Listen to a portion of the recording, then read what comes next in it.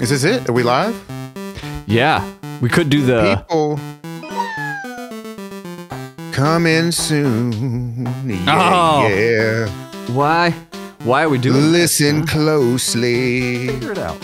Here we to are. The pinball party. The wow, wow, wow. Welcome to the first ever streaming live pinball party podcast. Tell me what's going on here. We are live, but people will be able to go and check out the VOD. Yeah.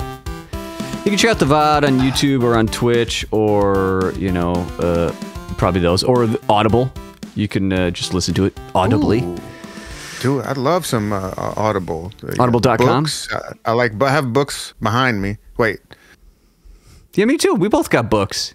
We got books. It's good. Please, everybody, read. Read a book. Read a book. Take a break and read a book. It's good for you. It's good for your mind. Good for your soul. It's good for other people. It makes you a better person. And it's good. Yeah, do we have comments? No, that's me. Yeah, sorry for all the preamble. When this is audio only, this is literally what happened. It's during work hours. It's Monday at noon 30. I was finishing a tabletop for an end table I'm doing for the basement because I'm 41 and I do woodworking on the side because absolutely. Cale says, "Sup?" I was like, "Nothing." And then, within 2 minutes, you want to go live and do a Pinball Party podcast out of nowhere? Sure, why not? So now it's, 10 minutes later, and here we are. Here we are. Yeah, I missed What's up, you. TurboGrafx? I've just been out of town. We went to Austin. Last time I talked to you, we had just gotten back from Expo, and we went over all that good stuff. Yeah. And then we went to Austin, and then after that, Tucson for Thanksgiving, and I'm back, and the first thing I did when I walked in the door was I thought about you. Stop it. Here we are. Well, no, the first thing you did is send me the picture of you by that America car. That's right. Yeah. Yeah. I don't know what that was all about. I loved it. Thank you for sending it, especially without context. Mm-hmm. Just, since the last time hold up. We have a comment here from actually not us. Yeah. Right? TurboGrafx 7? What is up? Can that person hear us? Yeah. How does this work? This is all new to me. I love what you did with the graphics and bravo, Jason. Do you like my sign? Yeah. I love it. Yeah. Yeah. I made that. 100%. TurboGrafx can hear you and see you. TurboGrafx, you need to add about 9 to your last number to really make this thing a fish. We're going to get to 16 on that. But yeah, since last time you and I talked about pinball, what have I done? I haven't owned a machine in 2 months, I think. It's been a long time. How do you feel? How do you feel? It feels fucking awesome, man. Have you played any pinball? No. Shit. What have I done? I've analyzed it and judged it from afar, which is what we're going to do here, as well. But I might have played a little Godzilla or a little Mando here or there. But no, I've almost bought an Iron Man. Thanks, Turbo. Yeah, it's a high quality sign. I've thought of getting an Iron Man Pro just to play it for a little while. But here's the reasons why I stopped and why, in the past, I think I might not say this because my thing in pinball is to buy games, play them at home, get bored of them, sell them. That's how I go. While you run a very world successful electric bat arcade where you have a gabillion. Yeah, thank you. Where you can play machines and make money off them. I have to basically try to lose as little as I can to enjoy the hobby. But holy shit, is that fucking hard now where the market is just even at a discounted price where I'm sponsored by Flippin' Out Pinball. Am I still? I believe so. I probably am. Whatever. What's up, Zach?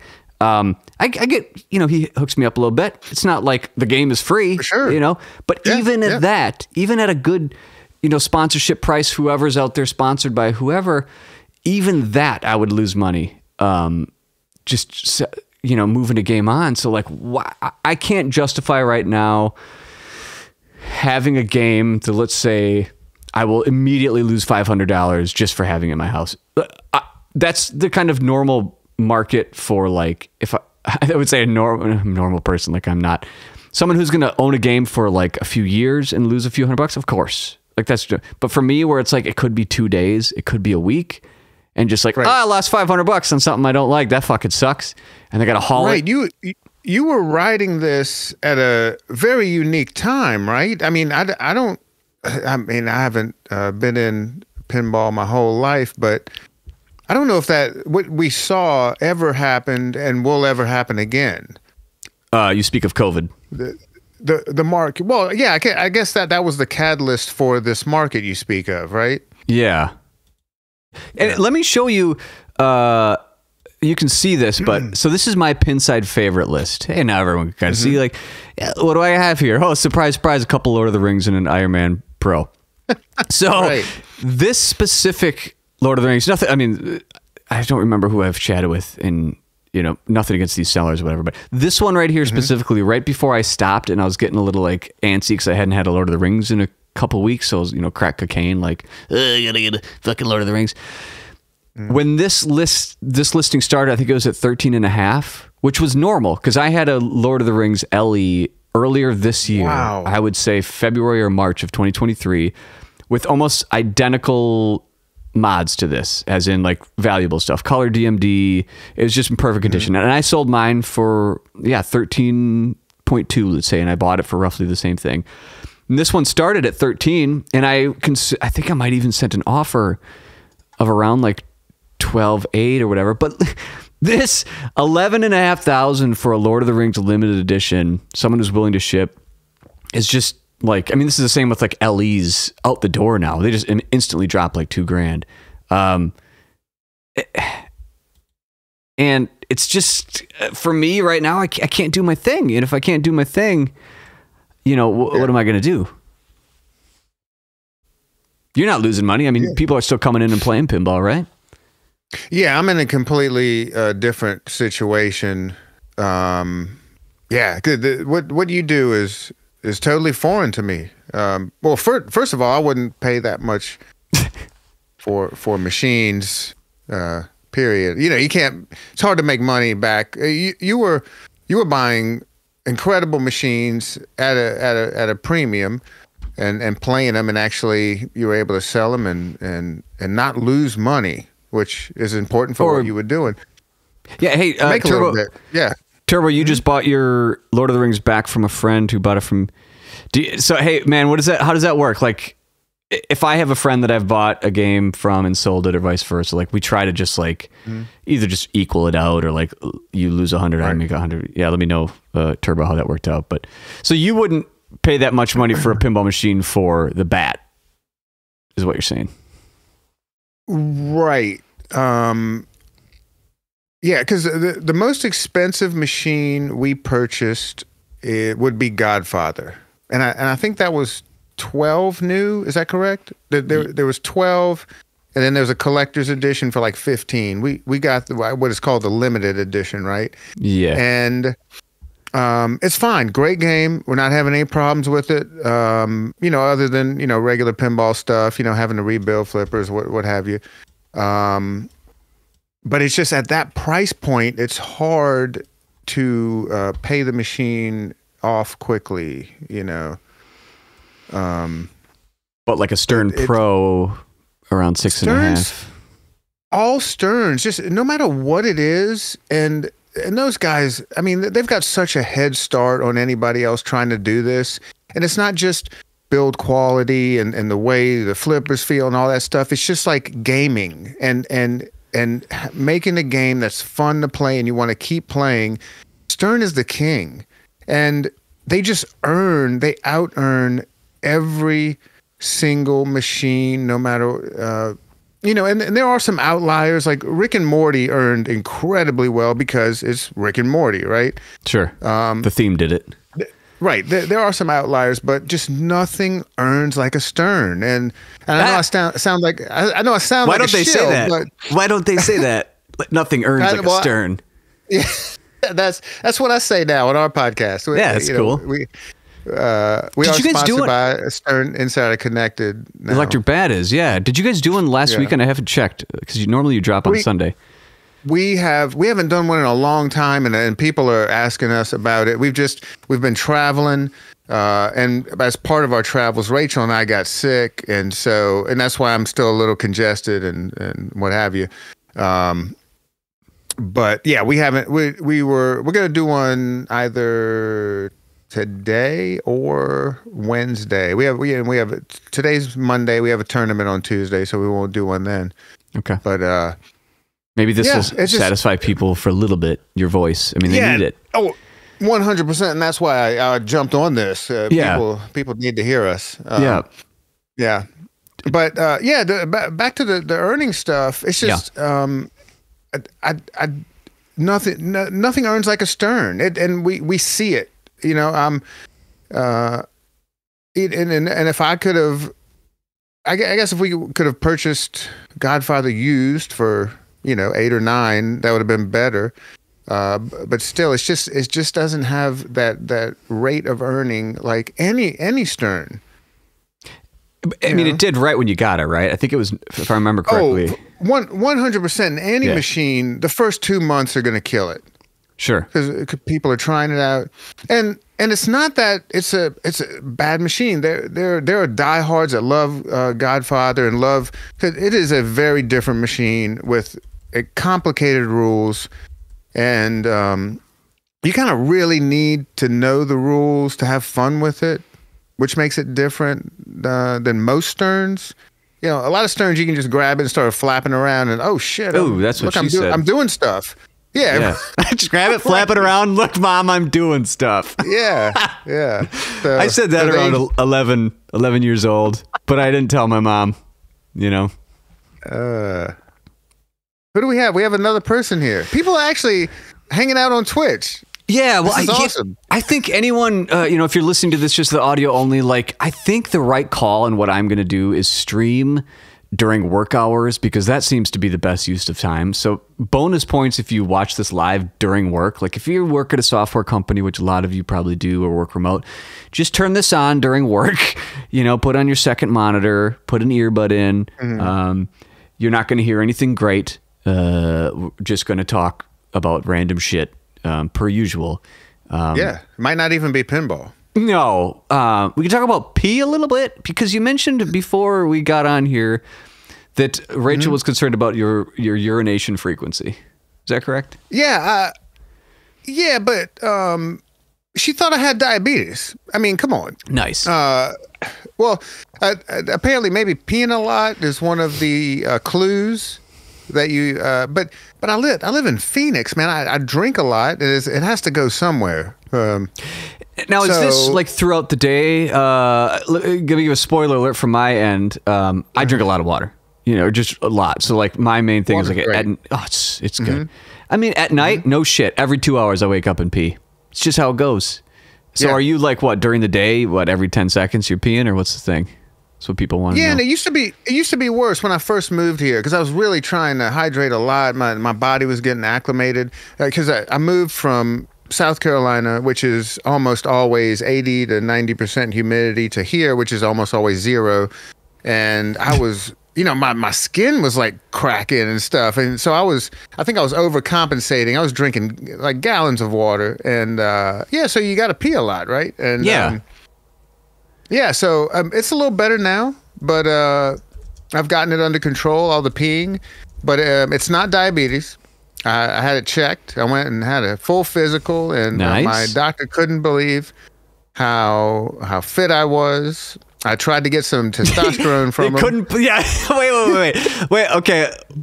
For real. Well, I Googled it. Okay, between 6 to 7 times and 20. Yeah, I pee way more than 6 to 7 times, so that sucks. Yeah. Okay, no. So your doctor first said, "I'm stunned how good in shape you are." They just lost their shit.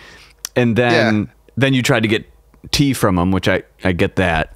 Yeah. So, well, it's popular, right? Everybody's doing TRT, right? So, and I participate in a combat sport, which that stuff would help, of course. And so I asked him. I was like, and this is a good doctor. It's a young guy. He's smart. He does jiu-jitsu also. He's tuned in. And I was like, hey, so could we check my test levels, see if I can get a little extra? Yeah. And the first thing, he looks at me and goes, "Are you having some kind of problem?" And that's what they told me too, or asked me. I was like, no. Yeah, I said no. He's like, well, you don't need any tea. I think what you got to say is like, you got to suddenly go like, oh well, yeah, my testicles are like the size of M&Ms now, and I haven't had an erection in 10. You say that, and they're like, Jesus, dude.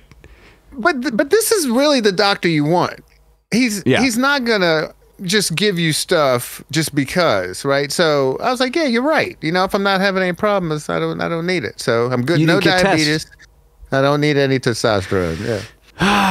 Well, I think good for you for getting your checkup. I have a checkup tomorrow. Fucking, I don't want the invasive. Hey, let's check the, and he always gives me, hey, want me to check it this time? Like, maybe don't. Fuck. Are you getting a camera up your butt? Nah. What? No. You're getting to be that age, right? Yeah, maybe a finger or two. I mean, whatever. I'll take it. But I can take a couple fingers.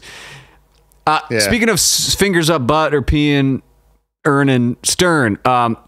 Again, so I've been on a pinball break for a while, and I guess I still am. And I don't know if I'll buy a game again. Maybe not. I wish I could play. I wish Electric Bat was like, I'm pointing to the right, was in my backyard, and I could play all day without buying games, but I can't. So, right. But Stern, man, I am flabberfucked and gasted by what they are doing with, like, I guess I don't even know what's news since I've talked. Let's just go down a couple things in my mind. The Black Knight topper thing. So Black Knight Sword of Rage topper is getting redone, and they're charging $1,500 for it instead of, I think when it initially came out, it was like $400 or $500, which, of course, is the people like, oh, how fucking dare you? And then the people were like, well, in the secondary market, it's been like $2,500 to $3,000. So they're like, fuck yeah, it's super cheap. And going from the Jurassic Park LE to the Elvira's House of Horrors LE to rerunning Stranger Things to the toppers, I'm of two minds. One, I think it's the more accurate to myself. Like, yeah, they're a business. They want to sell pinball machines. Just keep making this shit. Remake Ghostbusters. Remake Lord of the Rings. No, tell me if you're going to remake Lord of the Rings. Fuck you. Don't do that without letting me know. But the Metallica, Ghostbusters, just keep making the fucking games. But it's another nail in the coffin to the secondary market, which the secondary market to me was never a place to make money, but it was a place to, like, somewhat safe have a hobby without losing your shit. And this is making it tougher and tougher and giving me pause to, like, oh shit, I don't even know if I can get a Black Knight for cheap for a little while if they remake it, or toppers. And this stuff, from the Elvira house to Jurassic Park to this, does this do anything for you and Rachel, or are you guys just like, oh yeah, keep making this shit, let us buy it? We're not even tuned into it because we don't dabble in the secondary market. I feel your pain, and I really enjoyed it when you were able to almost like, it was like trading baseball cards almost. Oh, I don't have this one. It was a way for you to have a bunch of different games and not lose your ass. And that was awesome. But Rachel and I are just not in tune to it. We get the new Sterns when they release them. And then here and there, when a friend will be like, hey, I have this classic game at a good price, do you want it? We do that, so I do know from people, industry folks, that this is the new norm, because Stern's a business. They're growing, and they have to, they have a gigantic new facility that they have to keep operating and a lot of employees to pay. This isn't going to change. This is what you're going to see. Which I think is, sorry, go ahead. Yeah. No, which I think is probably good for the industry. Just there's more product out there, I think when you were involved in this secondary market heavily, I think this is something we're going to talk about for years to come. But damn, do you remember that when it was like that? You know, I don't think it's coming back. No, and what I was going to say is just agree with you of like, I think this is the right call and it's the right thing to do, but we're in this transition period now of going from pre-COVID, which was the normal. I think it might even go, who can predict? No one predicts the stock market on 100% accurate, all that kind of stuff. Financially, we don't have to get into, oh, he was right, I'm right. Who fucking knows is the answer, but my instinct / gut would say it might even go below what it was before COVID, because I think and by that I mean like the disparity between new and used prices. Before COVID, it was very standard, and you kind of just knew, yeah, lose a couple hundred. Secondary market was just whatever, and we're getting back to that, which is great and healthy. And I would think Stern, instead of making, let's say, I don't know, 5,000 of one game, will just maybe make 3,000 of many games, just to not. I just don't want them to flood the market, because if they flood the market, these used games are going to be dirt cheap, and people are going to drop out of the hobby, myself included, because it just doesn't make financial sense anymore. And the thing that is strange that I've seen from afar, again, I haven't really played much or paid attention aside from maybe checking Pinside every few days and just taking like a 5-second look, where I used to spend like all day like scouring shit like an obsessed fuck, is it's like they're making more games and they want it to be in the home, and they want it to be in an arcade, and they're putting commercials on the LCD to get it at home, which takes things away from the arcade. Yeah. But they're raising the prices for home, so it makes more sense to go to the arcade. And like they're kind of not picking a lane. They're trying to do everything to everyone, and that is not a good long-term thing. That's what it sounds like. Yeah. The shotgun method, right? And they got to pick a lane. And if this is nothing against Electric Bat, but I think like the way of the arcades is like, you either have to be a select few like you, or it's not going to suddenly go back to what it was in the 80s and 90s. Like, all right, now there's tons of successful arcades. I'm sure you and Rachel hear this all the time, and I do as well, honestly, from people who would reach out to the Pinball Party asking for like advice from you guys. Like, oh, we want to do that. We want, hey, that's just not how it goes, where you just turn it on and suddenly you're great. Like, you guys are, you know, lightning in the bottle over there. I'm not to say it's not replicable, but it also took 5 years, and we grew very slowly. And from two people who were already pinball experts. 100%. Right. Yeah. That makes a huge difference. Yeah. We're enthusiasts. We know what's going on. And you're the population of you're basically Phoenix, right? Which is like what, 5,000 people? I mean, 5,000, 500 people. I think we have like 5 million people here in the greater Phoenix area. Jesus. So, like, if I was to do that in my greater area, maybe not even 90,000. Yes, Rachel. Hey, how are you? She can't hear me, and I can't hear. Okay, see you later. Right. He said hello. Jason said hello. Yep.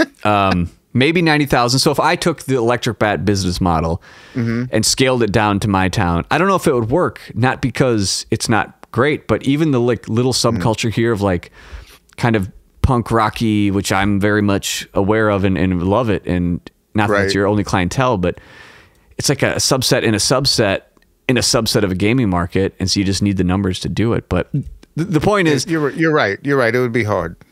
That's what she said. The point is that boing.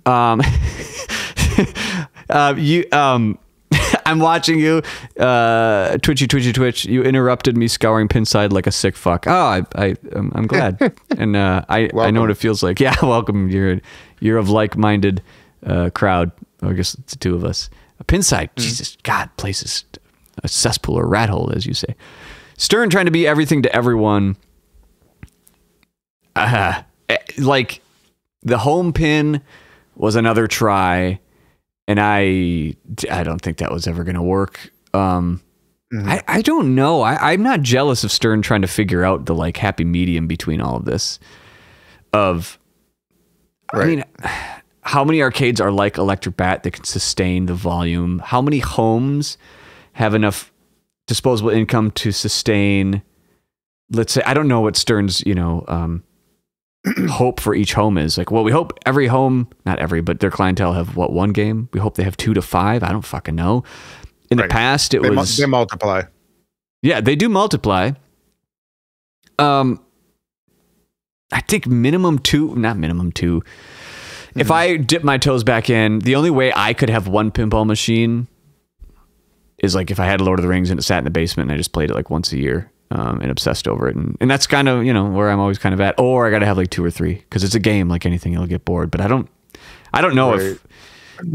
So I can, from our end, we are growing and doing better than ever. And it seems like every year it's just like more people are showing up, more people are dropping coins in the machines. But it's not just us.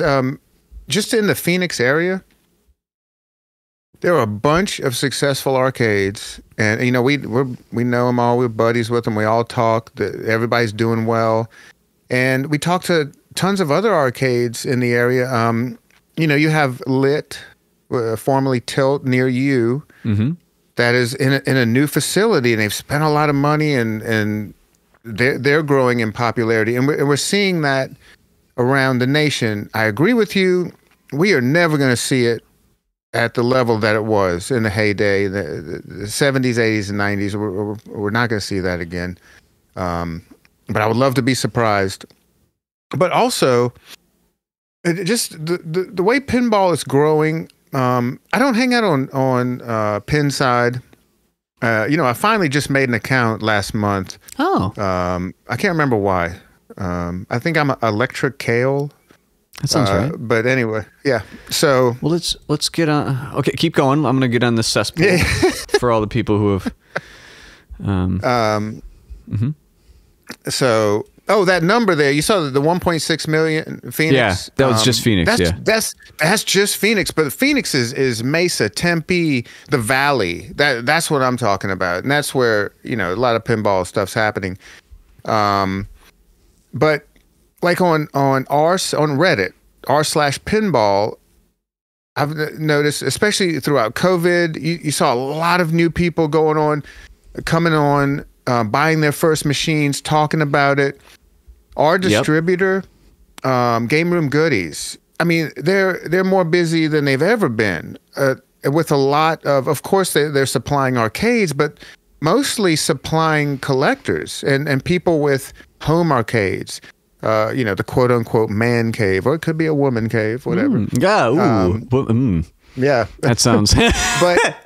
but they. If I Googled woman cave. Let's not live. Well, turn off safe search, which it's always off. Yeah. Okay. Keep going. Sorry. Woman cave. The industry grow. It really is. There are more streams. I remember back in the day, you would go to Twitch and look for a pinball stream, and it was Jack Danger and then one person you never heard of streaming. Yeah, with a shitty-ass microphone, you couldn't see shit, and then, so you'd watch Jack. For sure, yeah. They're using some little webcams. Yep. Now, I mean, there are people all over the world streaming there, and what's more importantly, tons of competitive streams. People are spending money on these very expensive wireless rigs. We just had a huge 3-day tournament, and Aimless Pinball, Matt and Amy, they came out and streamed our entire tournament. We had a 3-day tournament. They were here the whole time, and I mean, they bought thousands of dollars worth of equipment in, and a wireless rig, a telestrator. People are really getting excited about this stuff. Wait, what's a telestrator? So like when you're watching a football game, and the your Wi-Fi shit. Wait, okay, you're back. Am I back? You're back. Okay, what part of the telestrator did you get? It's it. And then I lost it. Okay, so it's like when you're hanging out with your family at Thanksgiving, and you're forced to watch football. It's like when the commentators, they draw on the screen to show you like, this was the path of the ball. Yeah. So they're doing stuff like this. This thing's growing, and I was talking to our distributor not too long ago about Galactic Tank Force, and we were having so many issues with ours. That game's dog shit. Yeah. We'll get into that. Okay. But we were asking them, have you had any problems with any others you've sold? And they said they've sold 2, but they're still in the box because they're supplying a lot of like what seems like new construction, like people buying new homes and going, oh, I want an arcade. So they're just buying up machines to throw in here. Unfortunately, they got Galactic Tank Force. They're going to get a little surprised when they open that thing up. Yeah. No, and it's just actually a piece of dog shit. Oh, dude. Wait. We got to get to TurboGrafx mentioned. Non-pinball people are shocked when they come to my house. I've gotten several people into pinball to some degree, but they didn't realize it still exists. They can't believe the new technology in the games compared to what they remember. I always make sure to tell them where they can publicly play it. Okay, so he's one of the good ones. Yeah, and when people come to my house right now, they're like, oh, what happened to pinball? And I say, don't talk about it, and we move on. But when it is here, it's usually like, oh, I thought you just had this game, and now you have these 4 other fucking games, and what are you doing? And then, I explain to them, and they're like, what the fuck's wrong with you? That's what they say. But then, of course, they inevitably ask. They say, oh, that's awesome. How much does it cost? And you almost like, let's say you have a Stern Pro, and let's get weird. A Stern Pro and a Jersey Jack standard, like $12,000, whatever. Right. Oh, how much does one cost?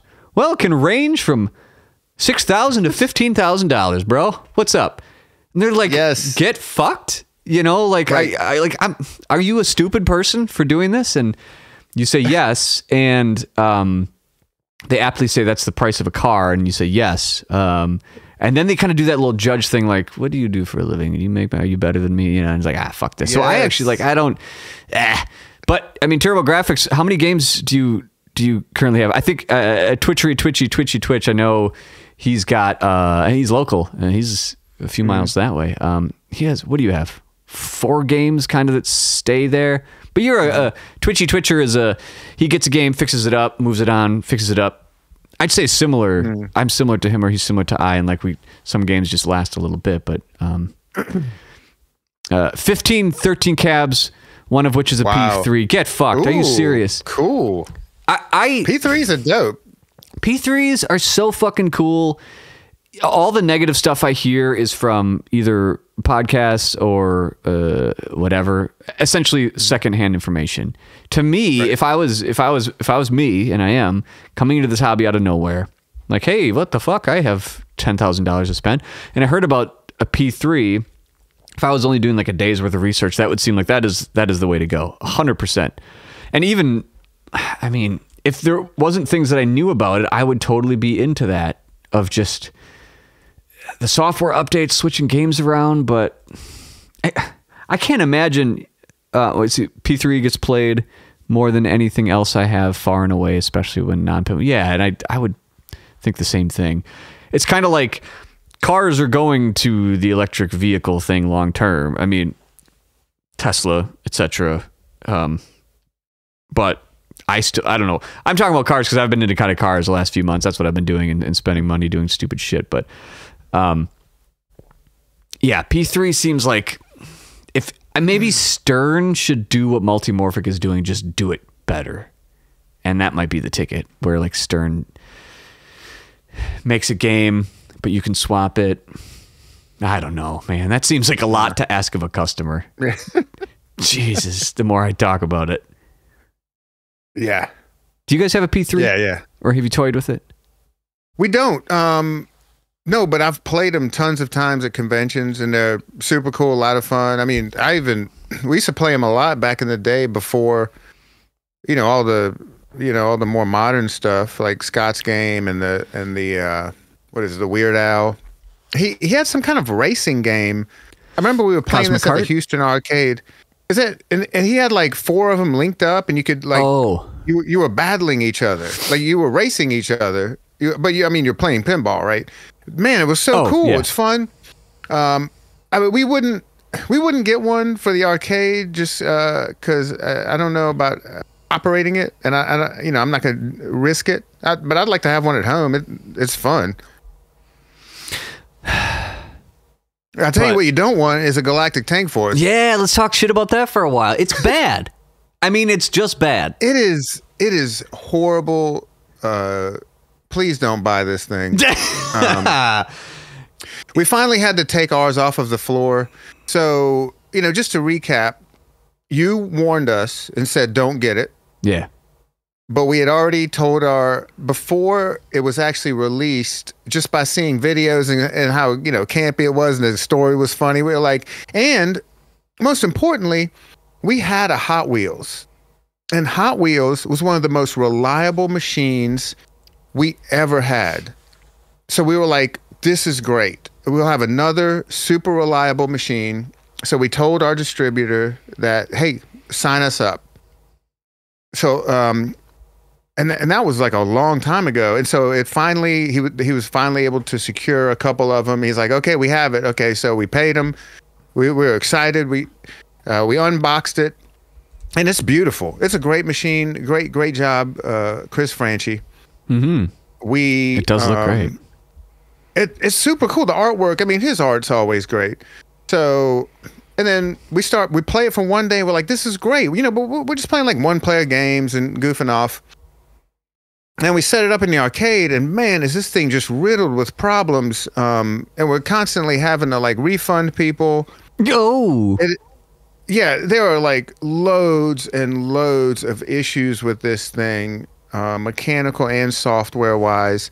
And this is what's funny. The podcast we did right after getting Galactic Tank Force, we raved about it. We're like, man, this thing's beautiful. But, we're like, more to come. We'll update you. Mm-hmm. And then like the very next podcast, we had to be like, I don't know if you heard it, but we were like, man, this thing has serious issues. And before we said anything like this, we didn't, maybe we got a lemon, Yeah. But we started talking to other operators who were dealing with the same issues. And there's a whole thread on Pinside, the Galactic Tank Force owners, club or whatever. You know how each game has their, message board, whatever. Oh yeah. Okay, keep going. I'm gonna find it on here. Yeah. Yeah, and people are all having the same issues. This isn't an isolated thing. So they the people is that it? Yeah. Oh yeah. So what's amazing, if you go to like 16, 17, 18, I don't know what page it's on right now. Wait. This comment from Rismo on Pinside. I wanted to read some reviews about this game. Does anyone know why it's not showing up the top 100 page? Well, I would think maybe because it's not top 100. It's a bad game. Anyway, keep going. The reviews are it's bad. There you go, Rismo. If you're listening, don't do it. Yeah. So I think it's like 17, 18 or something like that. The page is on there. Okay. There's a guy that breaks down all of the issues he's having with it with really great write-ups. You can see them. They're great write-ups with photos. And so anyhow. Okay, I'll find it. Yeah. Somewhere in there, they dropped our podcast where we're talking about like, man, we're having real problems with it. And most importantly, problems with customer service, just not really getting any help out of it. And so David Fix, who is the vice president there at American, and also works he's on the board at Expo. He called Rachel. He actually called the bar. He called the bar, which is weird because I had already called him and left him my number. So he calls the arcade and then Rachel calls him back. He picks up and he was like, oh, I feel so bad about this. We saw we listened to your podcast and immediately had a meeting about it. And we want to fix these problems. Well, long story short, he hasn't been able to fix any of our problems. The machine has had to come off of the floor. It's just, if we can't make money with it, what's the point of having it? That's the guy. The guy you're showing right now. And he's breaking down everything. And I want you to see this because this is an important part of the story. Okay. He's listing all these problems, and he's doing it in a good light as to kind of help people. Yeah. he's not meaning to trash it in any way. He's just like, these are the issues. Because if you look before he started doing this, people were asking, like, what's going on with this? Yeah. So anyhow, we've kind of David Fix has kind of ghosted us now. We're like, hey, we really need help. Last thing he was supposed to send us some beta code and a new switch, and we haven't heard anything from him because I don't know what's up with this company. Anyhow, we saw a very interesting interview on. Are you familiar with 904 Pinball Zine? No. Okay, so it's a guy, and I'm sorry I can't remember his name, but I've met him so many times at conventions. He has been doing this pinball zine, which I think is just online. It's not a true zine, I guess. He has a YouTube channel called 904 Pinball Zine, and he interviews a guy named Steve Cummings of American Pinball at IAPA, which I think was in Florida. Very interesting stuff going on here. So in the interview, yeah, that's it. That's it right there. And this guy's been in the scene forever. I've seen him at conventions interviewing people, and he does it like quick and dirty guerrilla style. It's just like him and his cell phone. It's great. Nice. Yeah. So this guy Steve Cummings, he starts interviewing this guy Steve, and he tells a story about like how he started working with American. He was selling radio ads and doing collections for like student loans, and things weren't going well. So he walked into American Pinball because it was near his house and said, "Hey, I'm this guy. This is my background. You guys need any help?" And they immediately hired him for sales. No, you can watch the video. He says it. So Americans literally hiring people off the street that have no pinball experience. And so, I keep watching this thing, and I think at about 13 minutes into it, this is a very interesting part. Is this the interview you're talking about? That's the interview. Yeah. Okay. This is a really interesting part. This dude, Steve, starts talking about all of the naysayers, the people that say there, and he specifically says all of the people on Pin's side are lying. There are no problems with Galactic Tank Force. Oh. Okay. First of all, you can tell he's never been in pinball because all fucking pinball machines have problems. Yeah. No company comes out and says there are zero problems with our machines. Yeah. I mean, so either, he may be a nice guy, but he is absolutely lying. And for him to call the people on Pinside liars is just straight fucked up. Because they posted our shit on Pinside, and we're definitely not lying. And we've talked to the company about this. So either, he doesn't need to be gaslighting people for sales. So this is really odd. This incident, combined with what I'm hearing from industry people about how American is doing their suppliers wrong. Like I talked to 3 at Expo. I've heard. Yep. Yeah, where Americans just like ordering parts and not paying for them, and so I'm kind of, and not only we're hearing this rumor, and we're hearing this rumor from many places where the owner, I'm guessing at Vasani, is saying if you don't sell like 200 or 300 of these Galactic Tank Forces before the end of the year, which might be January for them or mid-January. I don't know how they do their calendar. They're not going to green light the next one. I just something majorly wrong is going on with this company, and they need to shift things around and fix this. Or they bottom line need a new leadership. But do not buy Galactic Tank Force because that thing's a piece of shit. Yeah, do not. Good call. We'll find your past self and hear your current self talking about it. Let's see. Owners of Galactic Tank Force, at least via Pinside, 28 Pinsiders have this game in their collection. 28. That's a big... Right. 28. Okay, let's see the LE. Do they differentiate? I forget. I think they right. do. And now 39. Full disclosure, I always say, because I don't want to just rag on a machine just to rag on a machine, but No. you know, it pisses me off, this assholes calling people liars. You know, nobody's lying.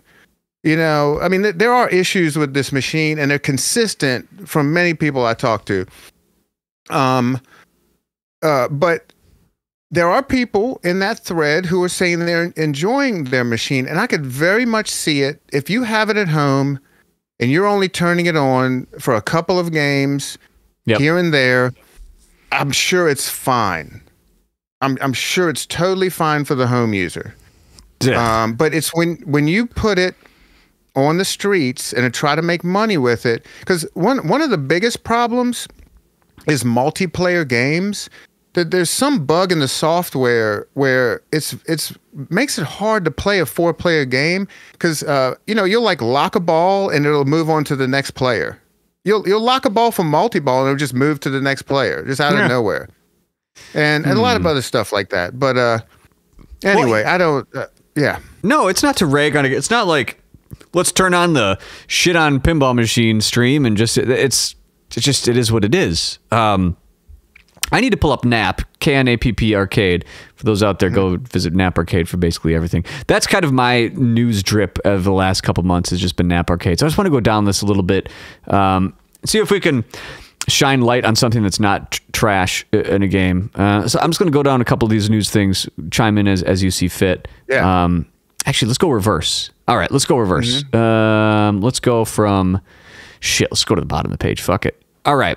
November 14th. Sorry, everyone. Stream Pinball. Code updates. Code updates. Anything, yeah, for like every game under the sun. Bunch of shit. That was a busy day for us. I bet it was. Is there any standouts from those games that you know that people have said, or that you're like, oh, this huge new thing, everyone loves it? Or was it kind of like everything needed this was like the adding commercials to the games and that shit? I think it was adding commercials. It was updating node boards. Foo Fighters got some new stuff, but you know, we've been so busy, I haven't had enough time to delve into it. I think like some of the biggest stuff was Bond, Foo Fighters, Venom, and Stranger Things. Maybe I think they've, in some of those games, they added you know, how they're doing like options to go straight to mini wizard modes. I think those may have been added in some of the games.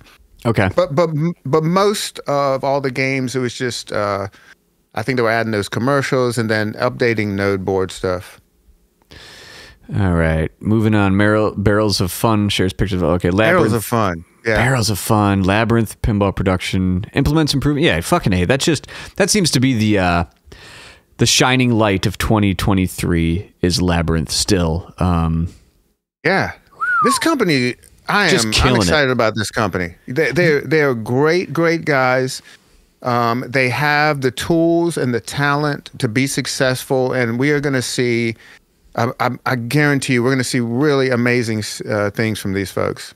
And they strike me as the opposite of American Pinball's alleged response to thing of where, like, I bet if something is busted at Labyrinth or, you know, whatever, oh, what can we do to help? What can we do to fix it? I mean, even here, like, they're implementing improvements during, like, oh yeah, let's fix it. I don't know if ego, hubris, whatever you want to call it, people who just think they're above the way that like humans work. Of like, oh, we don't need to do the good customer service. Our product will speak for us. Right. Yeah. What are you talking about? Then you shouldn't be doing this. It's not going to work out well, bruh. All right. Stern Pinball shows behind the looks at how Venom is made. I bet it's made with wood and metal and lights and stuff. All right. The next 3 American pinball games are original themes. Next reveal February. Yeah. Let's just wait and see. Franchi art? This is all new to me. This is what I like. I haven't paid attention let's get into to this. So the American Pinball thing, let's just see if they keep making games. Franchi art on next Spooky. Yeah. So that's, let's assume it's Texas Chainsaw Massacre.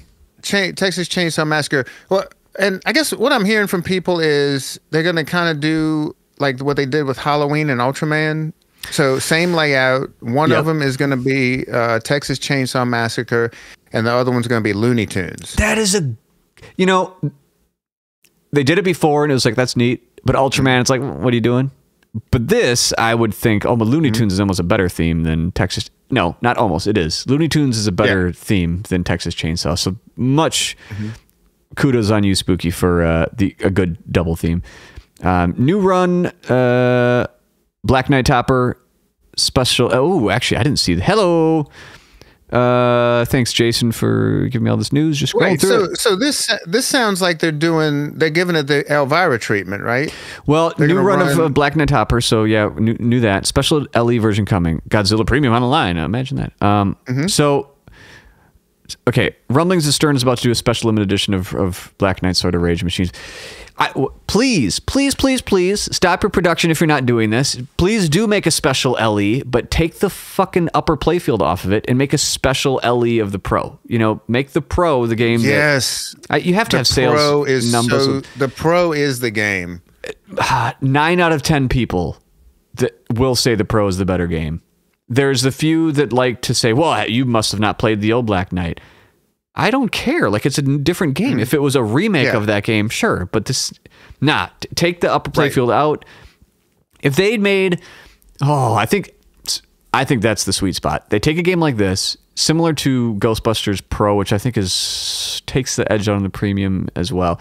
Take the Pro version of a game that's better than the LE or premium and make a special version of that Pro. But they better not charge 13 grand for like a Black Knight Sword of Rage. That game is not worth that much. Make a Pro version that's pimped out and charge premium price for it. Like, I mean, literally a premium price. So what, 9,800. And you need to add a smidge more code to Black Knight Sword of Rage, I think, as much as I love that game. And coming from a music aficionado, musician, sound engineer, like the music does get old. Even though it's great, it just needs a little more variety to it. It's fantastic music, just like, right. And you bring up a great point. Since looks like they are releasing a special LE version, we're going to get good code, which that should make people happy, the existing owners. Yeah, because the Pro... God, the Pro is so much better. The two, God, man, I was playing it yesterday, dude. It's so good. It's so good, bro. It's not even the fact that the upper playfield slows it down, but it does full stop. Like the best shot in Black Knight Sword of Rage Pro, in my opinion, is the center ramp, which is like a very shallow ramp. Yes. And it whips the ball back. That upper playfield fucks up the best shot in the game as well. Not only does it add a catapult multi-ball that it's too big. It's not fun. If anyone likes it, I'm not saying you suck, but most people I know prefer the Pro. If they rerun just the Pro though, that'd be a game with new code. That's a game I'd buy because that game feels right at the right price. Like similar to Iron Man, where used or whatever, it's like $6 grand, 6.5. Black Knight Sword of Rage, fast fucking game, simple rules, but still fun. 6.65 as far as price. That's it. I'm sorry, man. I'm laughing at this troll, man, and I'm not gonna feed him. But we got a troll. We got a troll. Oh, our first troll. We got our first troll. I mean, if this guy had any idea what my life was like, thank you. Okay, for all the audio listeners, both of your lives, this is a chat on Twitch. Both of your lives sound empty and sad. All you have is this. Oh man, I'm sorry. Appreciate you taking the time out of your day to say that. That's a bummer. I hope that person has the best day and year ever. Yeah, and, man. Find something else to do. I hope things start turning up for you. Yeah. Well, thank you. Appreciate it, man. Okay, so back to the news. What do we have? Back to the news. And by the way, yes, the 904 pinball guy is named Cody. Great guy. Go check out his content. Thank you, Turbo Graphics. Yes. Thanks, man.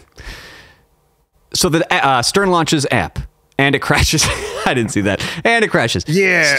Okay. Tell me about it. All I've read is this. All right. Well, I got to see it before it was released. I couldn't talk about it or anything like that. It's just like it's nothing special. It's just like the website. But now it's an app. But it looks exactly like if you use the website to log in, it was the same thing.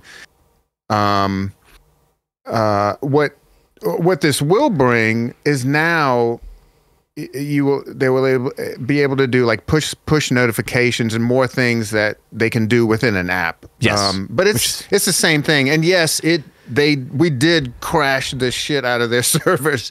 I mean, everybody's trying to download. Good. Yeah, hell yeah, man. Right. Everybody tried to log in and do everything in the same hour, and they couldn't handle the load. But so it's a what is with these couldn't handle these load? They couldn't handle the load.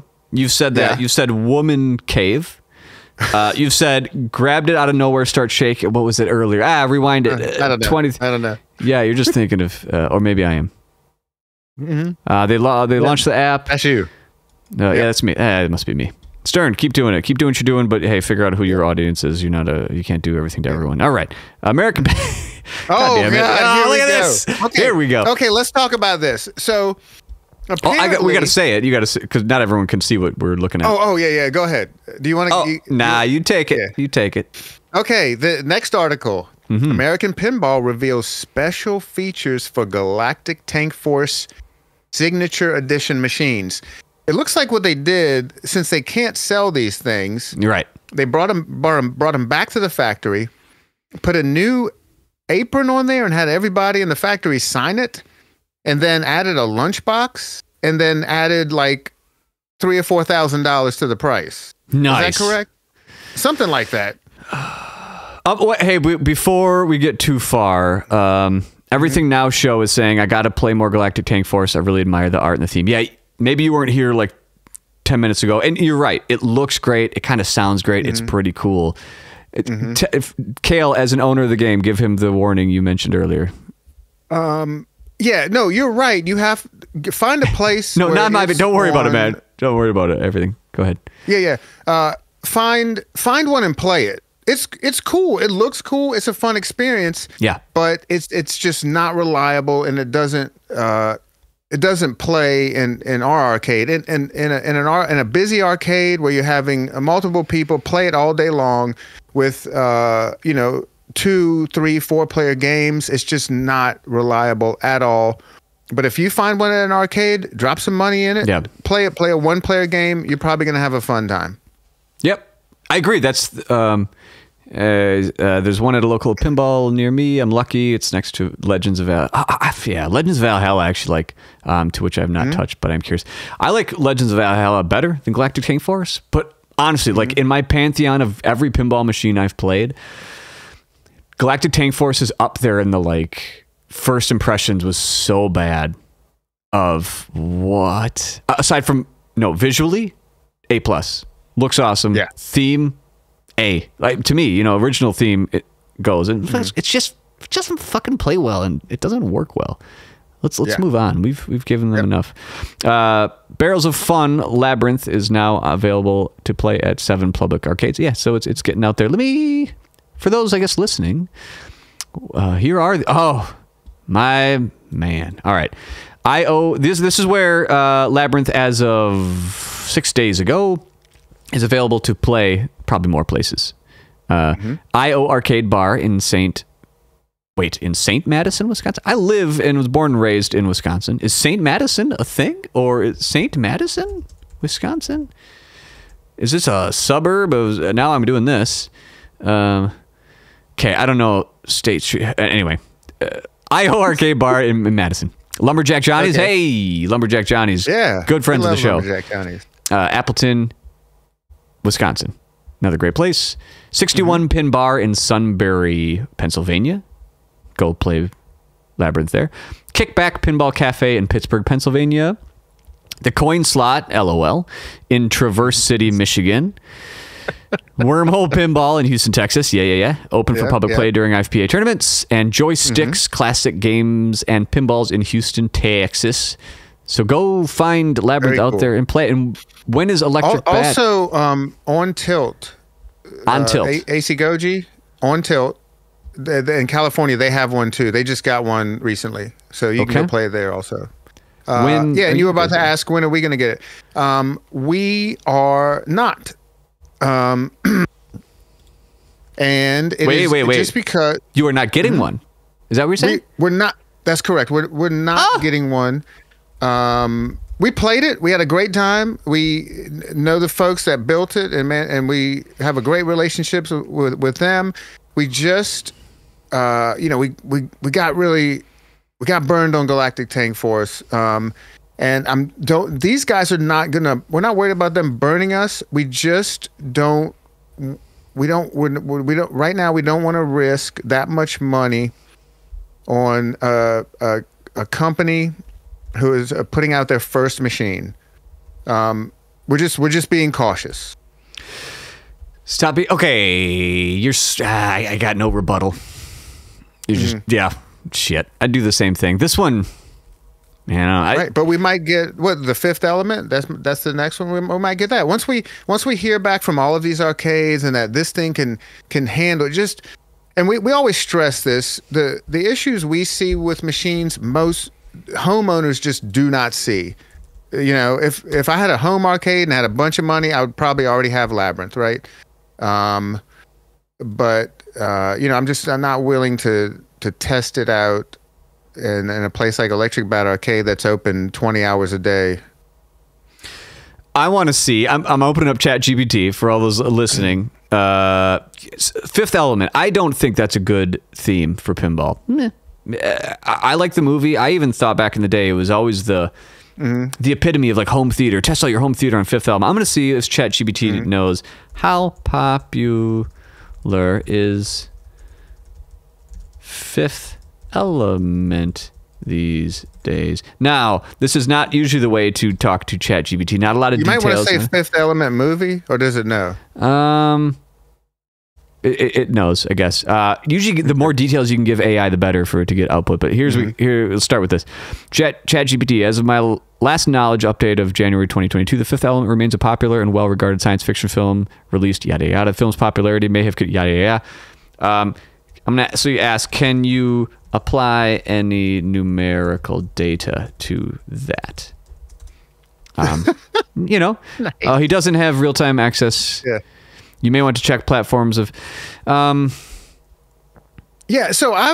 I am not excited about this title, but it's just because I've never seen the movie. I'm not familiar with it. But everybody else I talk to is like, how cool is this Fifth Element? So I think it's going to do well. There's a lot of excitement about it. But I mean, it's pinball. Just think about this. I mean, Spooky, who is by all means a successful company, right? They keep building machines and selling them and selling out. I mean, they did titles like Alice Cooper.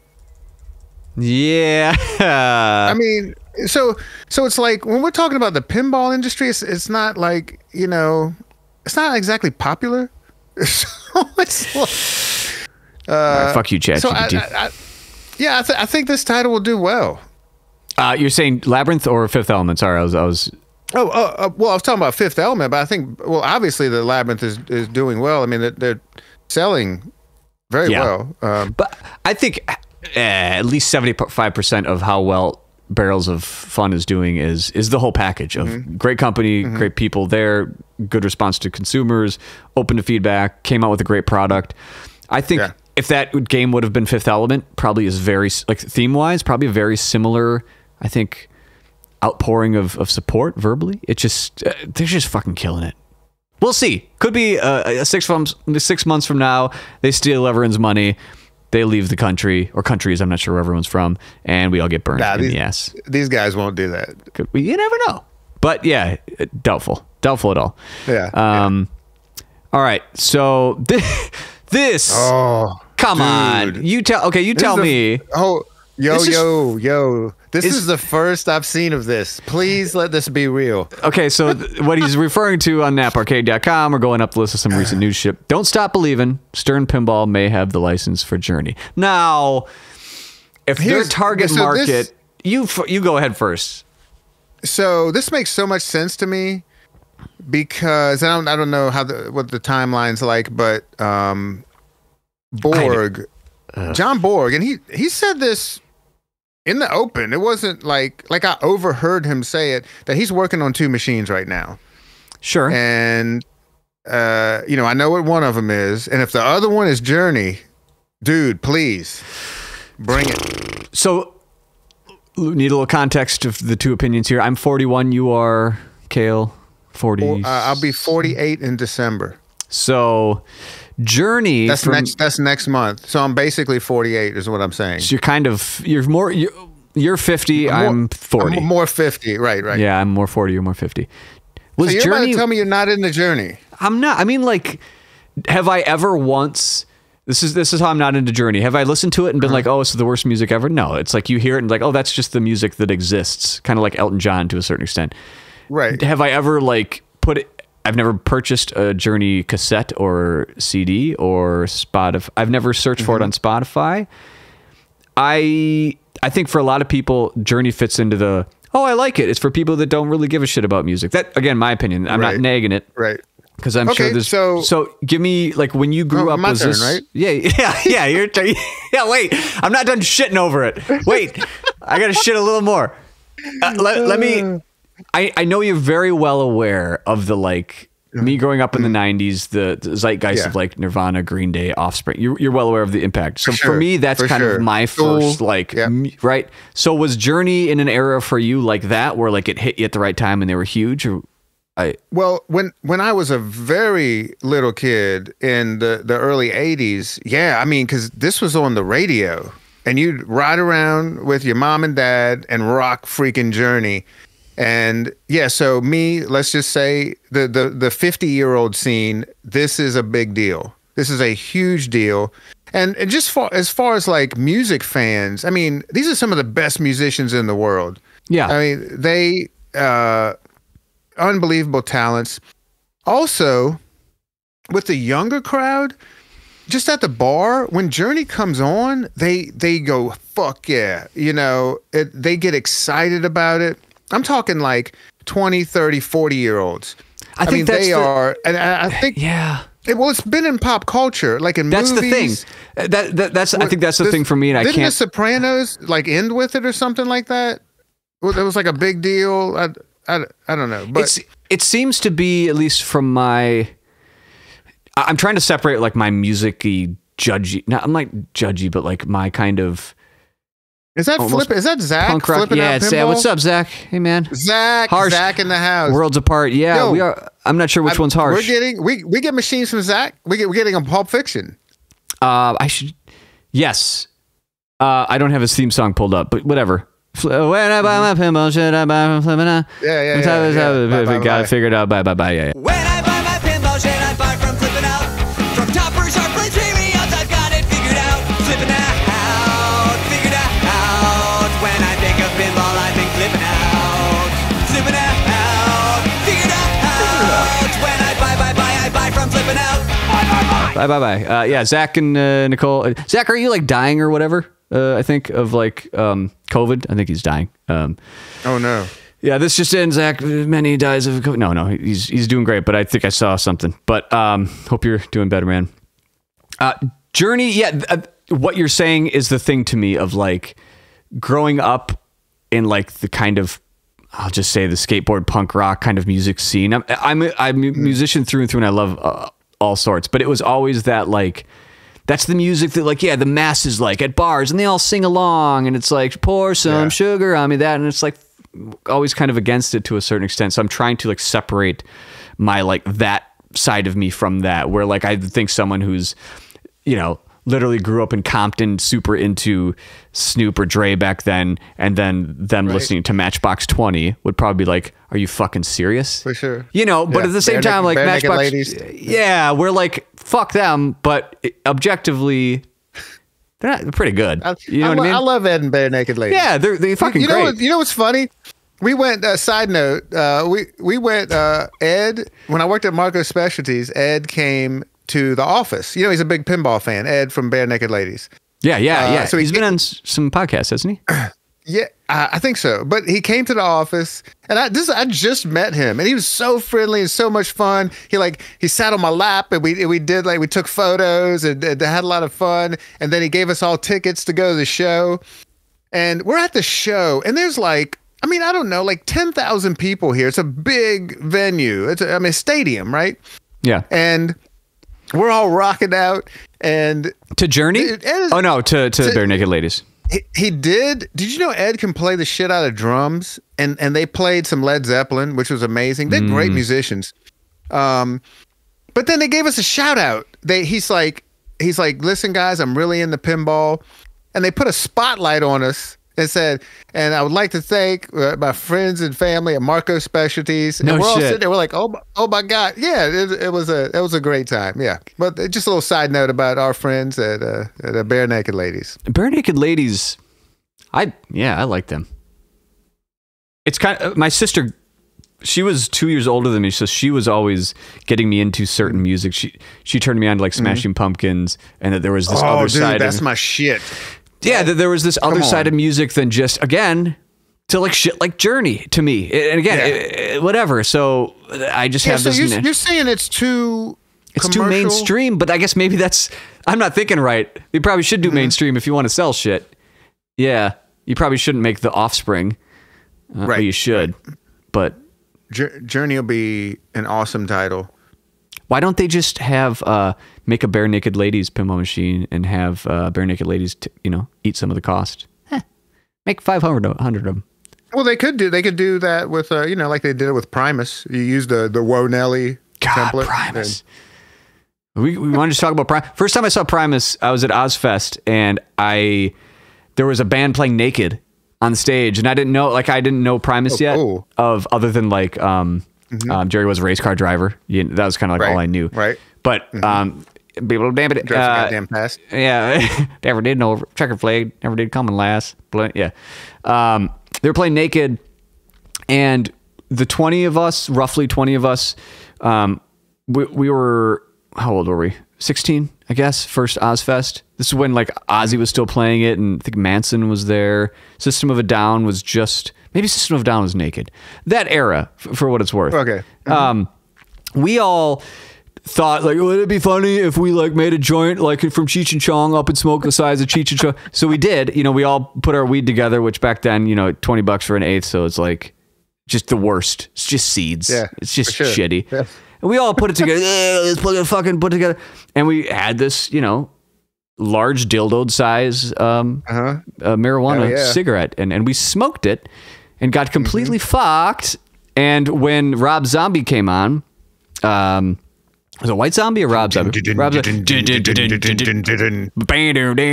I started getting really like anxiety lightheaded, and I'm like, holy fuck. I had to skip Ozzy because I was too fucked up from that huge joint. I went back in the SUV we drove and passed the fuck out and woke up when everyone came back. And so I don't know how we got there, but let's use that scenario. Are people going to Journey concerts and getting down like that? Or are they just like, oh, my mom's drunk and singing to Journey?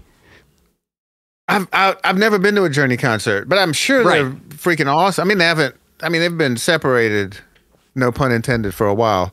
AC/DC I get, for sure, Zach. Yeah. I mean, AC/DC, let's not fuck around.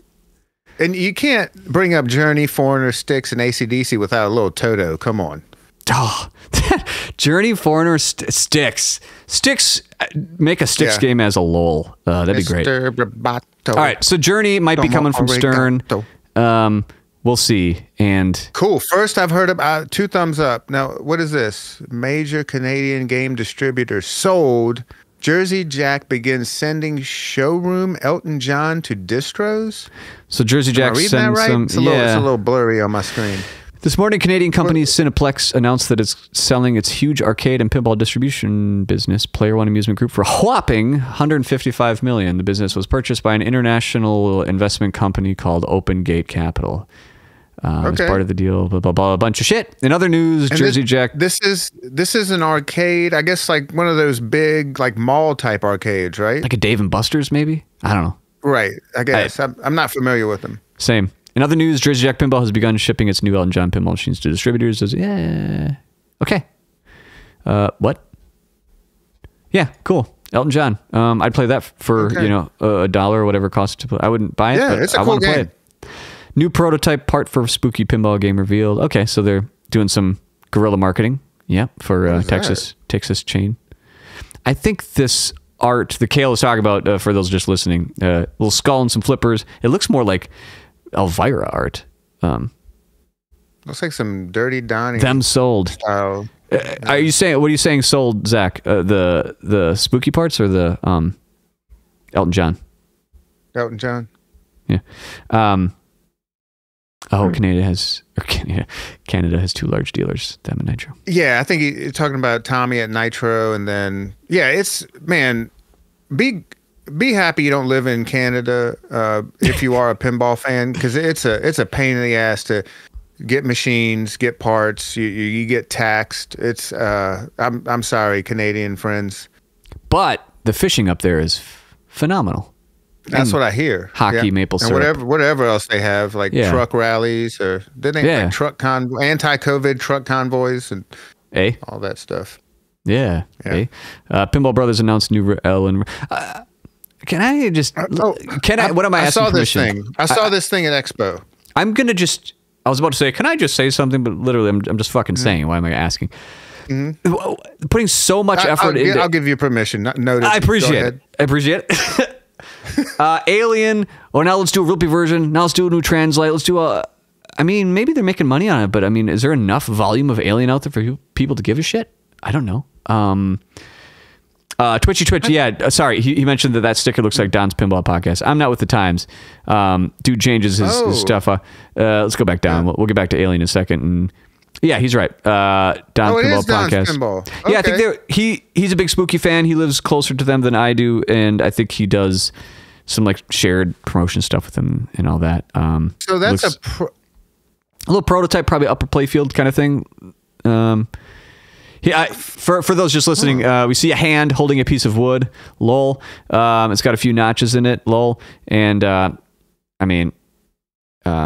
whoa! Sorry, this we got to zoom in on this back here. You see this?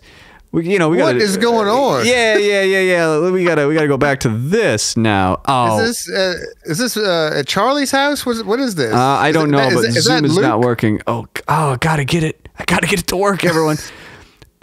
What is I don't know whose house this is, but we're looking at a picture of someone laying down on their elbows and putting elbows up, kind of like a photobomb portrait in the back. Yeah, in the back of someone looking George Costanza-ish from Seinfeld, but with clothes on.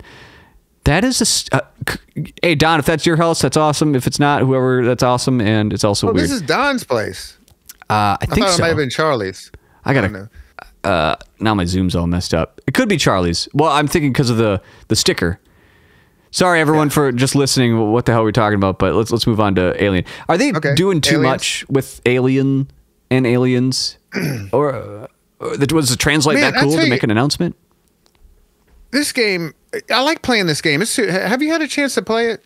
I've played it. Yeah, I love the mood and yes, very cool. All that, yeah. But they don't 100% work. Yeah, like I have two friends who have them. And one's at home and one's on location, and they always have they consistently have some little problem. That's the only thing that's a bummer about them, but they look freaking cool. And I mean, if this is, I mean, I think it's time for a new game, but if this is all they can do to kind of get people excited, I mean, whatever. Yeah. Just a lot of Alien stuff, just more like little additions to Alien. All right, American Pinball announces Black Friday sale on Legends. Here we go. See, can we just move past it, or do you want to talk about it? Thanks, guys. We're moving past it. Executive decision. Okay. Stern Pinball confirms Black Knight Topper production. Yeah. We talked about this earlier. New Black Knight Topper. Hey, rerun the pros, please. The special LE that you may be making, please just have it be a pro. That's just a little more pimped. Yeah.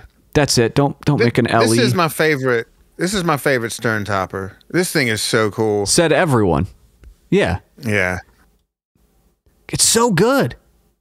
It's amazing. The it's so good. Very, very cool machine. So this is the best Stern Topper. I think second is the fish tank from Walking Dead. Ooh. Wait, what's okay? Keep going. Are you gonna keep going? Yeah. No, because that's it. No, they're all cool. You know, we just got courtesy of Stern, we have a Mando Topper now, and people are loving that thing. It is cool. Yeah, man. People are, and the funny thing is, it's actually like people are going back now to revisit that machine to play it with the topper because it has like this bonus meter and all this stuff. I'm still trying to figure out everything it does, and you can. One thing I didn't know, you can change the default lighting and within the menu you can Of the topper. Of the topper, yeah, you can instead of like I think the default's like this blue glow, but then we put it in what's called sunset, which is very cool and more like it feels like it more matches the machine. But yeah, so if you do have a Mando topper, go in the it might be kind of cool to give it something fresh, go in there and change the lighting scheme. I want to see what Google says because I feel like I'm just Googling best pinball topper. Pick some random. Here we go. Pinball. What the fuck am I looking at? I don't know. What's the most expensive one? Probably Ghostbusters. Doesn't it sell for like $4 or $5 Because the used market. For a while it was Ghostbusters. Yeah, that's or what that's what Black I mean. Knight. Like on used market. Yeah. I need a visual here to. Black Knight seems to be the right answer, but no. Personally, I know what my favorite actual topper is. It's the Godzilla topper. But the fake one that I don't know how to Google this. The one that dude made that just looks like cardboard with a little towel and looks like shit because they thought that the real one was. I've never seen this. You haven't seen this? It's by far the best one. Probably on Pinside, right? It mimics the actual real one with the cloud breath or whatever. Oh, how do I find it? But they made it look like just trash, and I think it looks way better. All right, I'm Googling it and looking. Let's see if someone posted it somewhere. All right, I'm gonna keep talking while I'm looking, and sorry for like whiplash of me Googling this. Well, but we did just get we won a Bond topper through Project Pinball.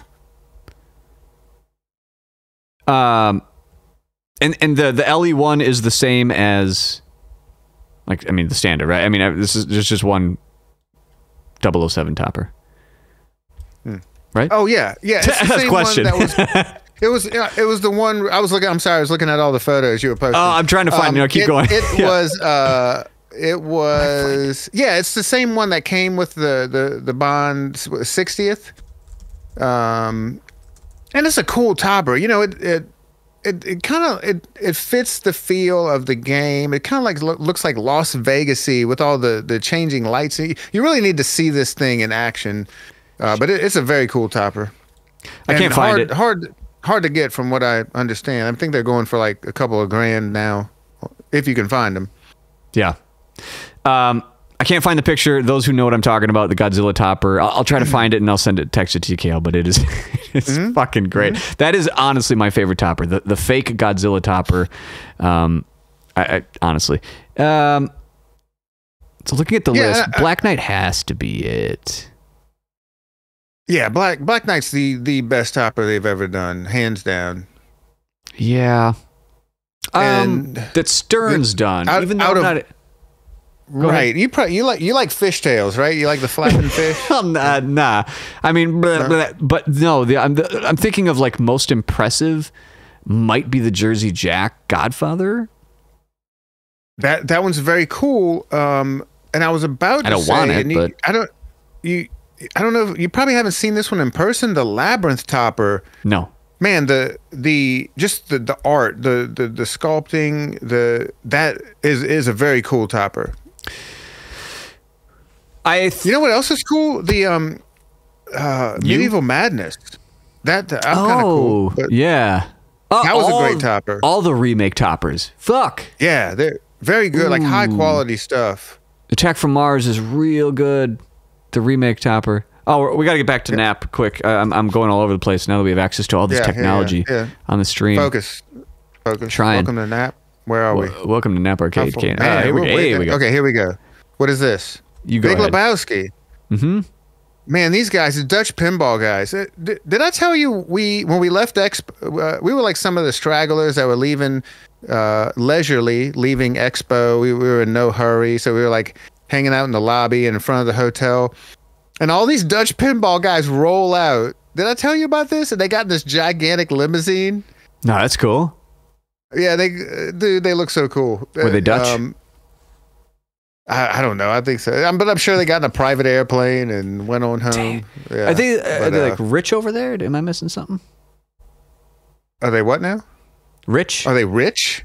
They must be. I mean, they're building these cool machines. That takes some money, right? Sorry.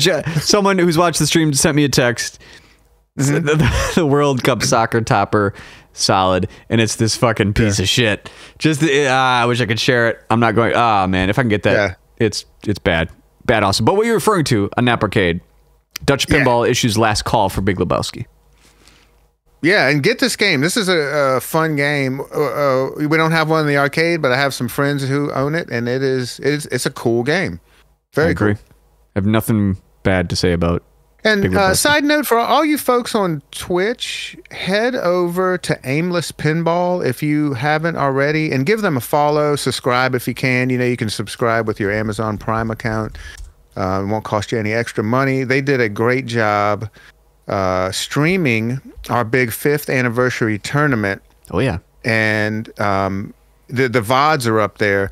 And I tell you, if you want to see some incredible playing, watch the latest one.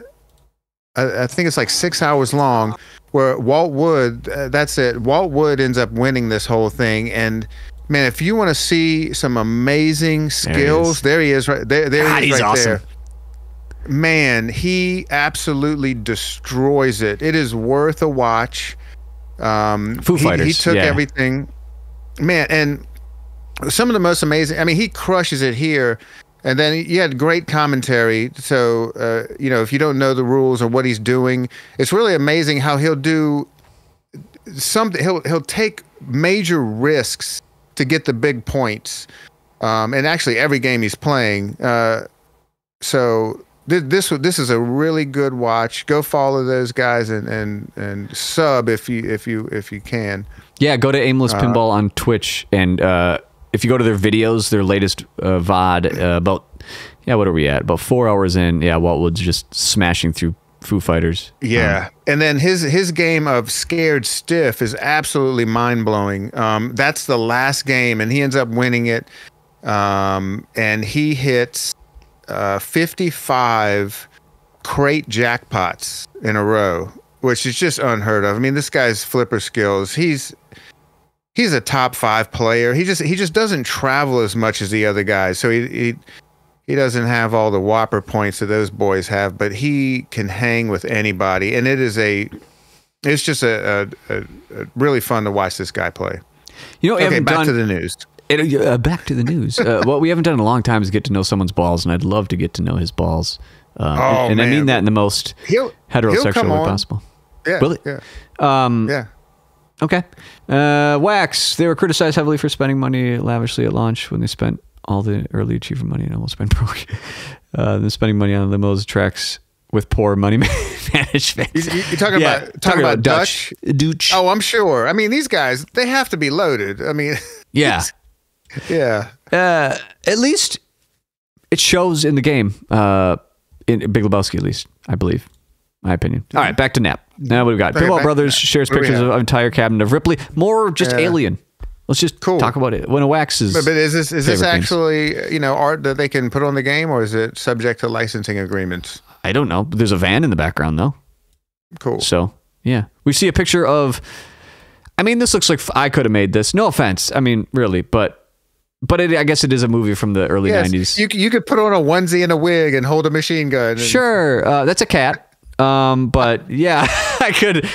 We're looking at a picture of Alien on the side and Ripley. It does look cool. Don't get me wrong. I've seen it in person. It looks great.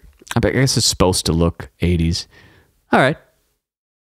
Yeah. Wax, I know you owned Alien. I don't know if you still do. I think you got rid of it. What do you think of all the Ripley stuff? Yeah, I like it. So more Alien from Alien. Thanks, Alien. Yeah, what's next? All right, Pulp Fiction. Pulp Fiction, please give me that. Shipping Zach, by the end of update. Yeah, it's just saying, hey, ship by the end of Q4. Micro. I'm not. Miracle. I don't even care because they were supposed to ship this year, right? Don't even give me updates anymore. Just when it's ready, ship it. What do you think actually? Because initially you were told October, right? Yeah, didn't they say? and I did not believe this when they said that, because we still haven't received our Cactus Canyon. Jeez Louise. They said they were going to start building in the third quarter, I believe. I believe that was initially what they said. If Zach's still in, he could correct me. But yeah, I didn't believe it. I knew we'd see this in 2024. That's next year, right?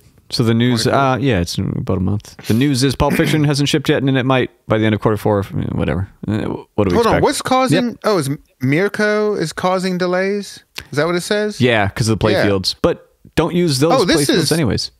This is recent. That post is just from like yesterday. Because Moms is closing. I've never been to Moms. Are you familiar with Moms? No.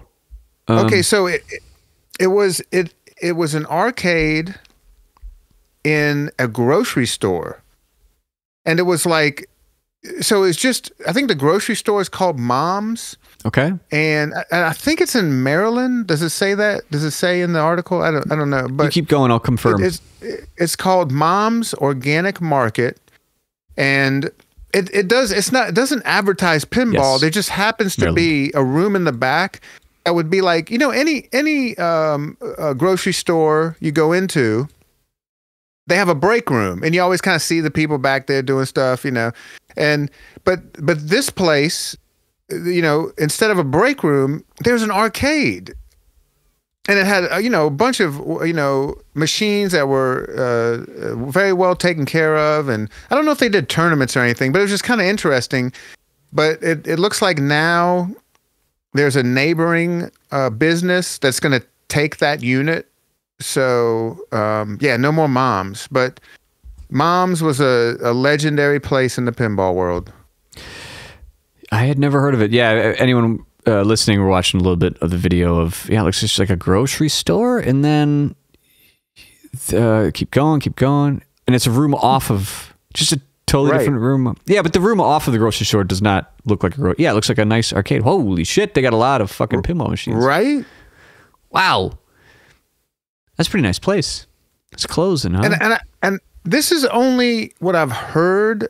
I don't know this for a fact. People have told me that the owner of Moms is a collector, and this is just where he kept his collection. The games look like it, at least from this video. They look pristine. Game of Thrones. Hot tip.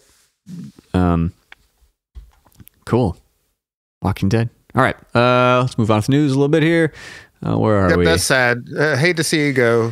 Thank you, whoever owns Moms, for doing that for so long. Speaking of toppers, Electric Playground launches new topper for the Big Lebowski pinball machine. Cool. Which, looks great. Really milking accessories. That thing's tall. Yeah, it's for those just listening, it looks like kind of looks like a sign outside of a bowling alley. Yeah, it's the best way to describe it. And these 1, 2, 3, 4, 5 lights on the bottom, they look like probably mode lights. They probably stay lit, or like kind of like the gem. They look like the gem lights in the Avengers topper, but on the Big Lebowski underneath the bowling sign. Yeah, fits, but very tall. Jesus. Yeah, that's huge, right? Whoa, maybe there's a better picture. Just the angle's throwing it off, but it looks giant, which is fine. And it has a little plaque. This says the dude abides 0, 1 out of 100. So what are they making 100 of these? Probably. Without reading, I'll go by the picture.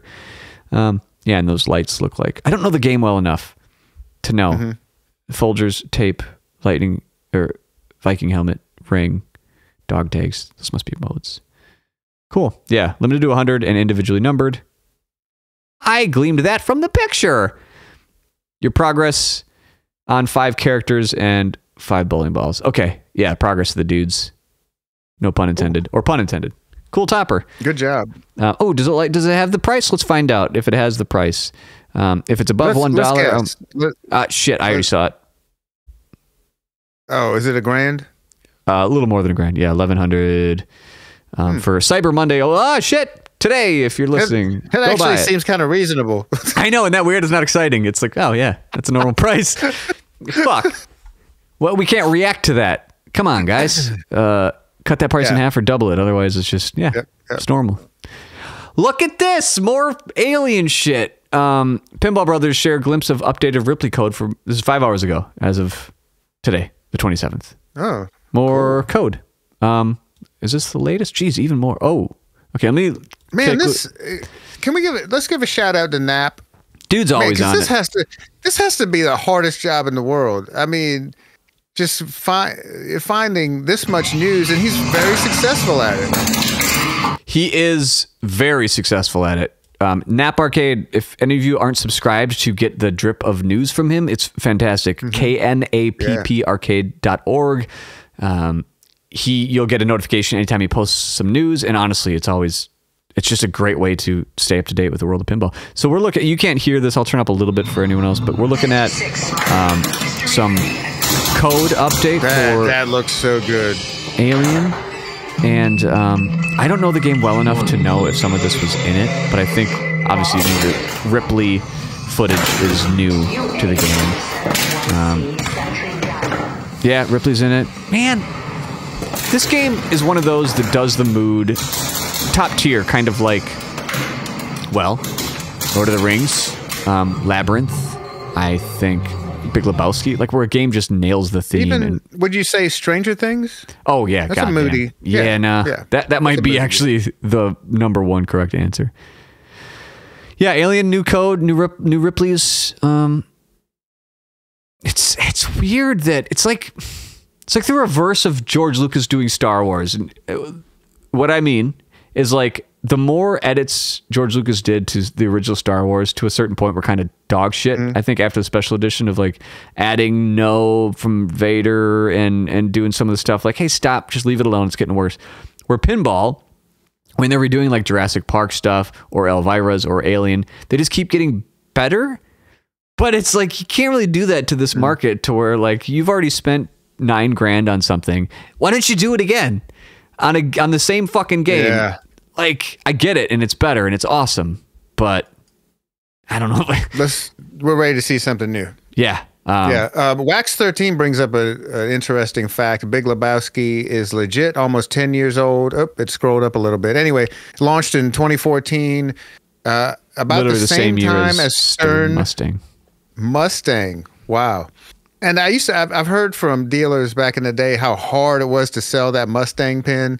And then, like, a few years after it was released, everybody that was in the cars and muscle cars wanted the Mustang pin. You rarely see that game anywhere. I wanted to go back on one more comment. He mentioned that Wax on Twitch, that Alien is grossly underappreciated because it came out a long time ago, but at $8,000, it presents infinitely better value than a Stern Premium. And I wholeheartedly agree. 8,000 US dollars. Figure it out. USD. Thank you. Thanks for the follow. Oh, we got a new follow. Yeah. Thank you. Alfalfa. Alfalfa. $8,000 seems like a steal for Alien. Isn't that crazy? It's fucking wild. So if they come out, go ahead. Yeah, we used to. It's just crazy. It wasn't that long ago. Rachel and I would be on the road, at pinball conventions, and we could pick up brand new Stern Pros for $4,000. I don't want to talk about that. It is just God. Stop doing that. Yeah, we paid $4 grand for Iron Maiden. Ooh, I would definitely buy Iron Maiden right now if it was only $4 grand. But Alien at $8 grand. Is Alien still? Let's look. Alien. I'm gonna go to Flappin' Bird Pinball. Flipping out pinball. Alien. Flipping out pinball. What does it even cost now? Did the price go up? Is it still the same? In stock, limited edition. Oh, that limited edition is even the limited edition is a steal. An LE of Alien is about $300, under 11 grand, so 10.7. Versus is like Elton John at 13. Stop it. That's No, Wax is right. This is a great deal. Yeah. What is? I got to find the price of Alien. Jason, you have the best logo in the biz. Oh, thank you, Alfalfa and Cale. I wonder if that's Matt, who did the logo. Matt Andrews, fantastic artist. Also did the art on Weird Al. Final and, Destruction. Didn't he do that? Final Resistance. What's that thing called? Did he do that? Yeah, Andrews. I don't So for anyone watching, I guess, or listening and watching, you see what I'm doing. This is who did the Pinball Party logo. Fantastic. TNA. Honestly. Art. Matt Andrews, or Matt Draws, mandraws.com. Pretty sweet. He's done a lot of good work, and keeping in the pinball family is pretty great. Yeah, he awesome. did a lot of work for Weird Al and Backlash for TNA, Total Nuclear Annihilation, and stuff like that. But he's got good shit. All right, so yeah, Alien, great. They make 1,000 versions of them. They keep coming out. It's cheap compared to Stearns, and Wax loves it. And David Teal. Yeah, David Teal, fantastic music. I don't think there's anybody better with audio in the biz than David Teal. Nope. Prove me wrong. Cool. 45 minutes ago. Jesus, man. Nap does not stop. Jason, man. 45 minutes ago. That's what I'm saying. I mean, what does he have a job? I mean, what is going on here? He's just killing it. Instead of like actually preparing, which we did not and never do for Pinball Party content, I'll just turn stream on and go to Nap and just let the news, he'll just make the content and we'll just read it. So as of 45 minutes ago, cool new playing piano mod for Bally Twilight Zone pinball machines. Interesting. Yeah. A new mod. Trent Kennedy. Cool. What happened to? I thought we were supposed to get a new Twilight Zone. What's going on? What happened? Well, I'm taking a look at that piano mod first. That's fucking sweet. You can't hear it, Cale, but everyone else can. The piano plays itself. Are the keys moving? When it goes in the scoop. Or is it just lights? The keys are moving. Holy shit.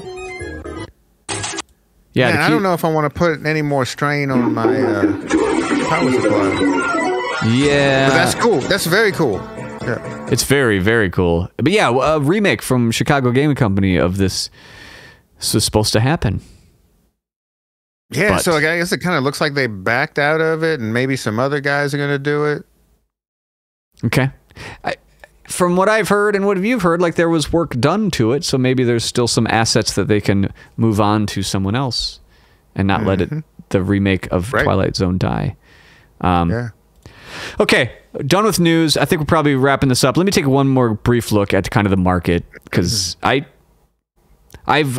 pride myself on knowing it pretty well, and people that I text with, we kind of just often talk shit about prices, positive or negative, and I like how some people are still holding on to like COVID pricing on stuff, and I know what I got. Listen to Jurassic Park Premium for 10 grand. That's dumb. But what is actually moving? That's Can you tough. tell? I'm not familiar with the marketplace. Is it kind of like eBay where it says this sold at this price? Yeah, you can see, like, if we take a game, let's just take Godzilla. Why not? Because everyone owns fucking Godzilla. You can see like a suggested price in the used market that takes some data. It's never, I would say, like, this is fucking, that's not accurate. I'll show you. I couldn't see okay, it. Here we go. Was that a premium? We're looking at a premium of Godzilla. We're looking at estimated value per pin side, which estimates between 8,900 and 10,000.